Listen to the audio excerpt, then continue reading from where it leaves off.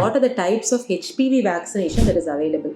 So cervical cancer second most common cancer. So அதுக்கு வந்து நமக்கு 2 டைப் ஆஃப் வேக்சினேஷன் இருக்குது. ஒன்று வந்து கார்டசில் 4 அப்படின்னு சொல்லக்கூடிய வேக்சின், இன்னொரு கார்டசில் 9 அப்படின்னு சொல்லக்கூடிய வேக்சின். ஸோ இந்த கார்டசில் 4 வந்து 6, 11, 16, 18 சொல்லக்கூடிய 4 சப்டைப்ஸ் ஆஃப் ஹெச்பிவி சீரோடைப்ஸ்லேருந்து நம்மளை ப்ரொடெக்ட் பண்ணுது.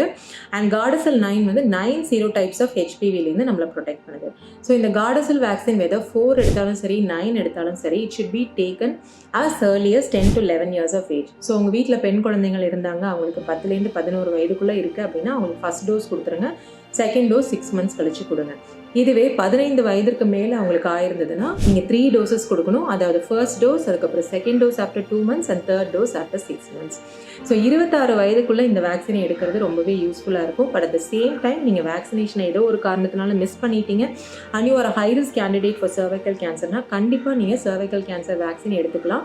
Although the efficiency after the age of 26 கொஞ்சம் கம்மி தான். இப்போ வந்து ஒரு குட் நியூஸ் என்னென்னா, லேட்டஸ்ட்டாக நமக்கு இண்டிஜீனியஸ் வேக்சின் வந்து நம்ம இந்தியாவிலே தயாரிக்கப்பட்ட, பூனேயில் சீரம் இன்ஸ்டியூட்டில் தயாரிக்கப்பட்ட சர்வவேக் வந்துருச்சு.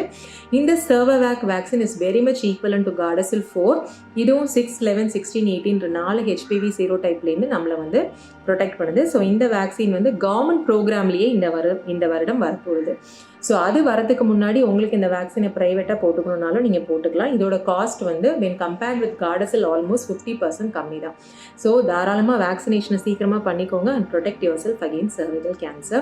And also don't forget to do your pap smears once every 3 years.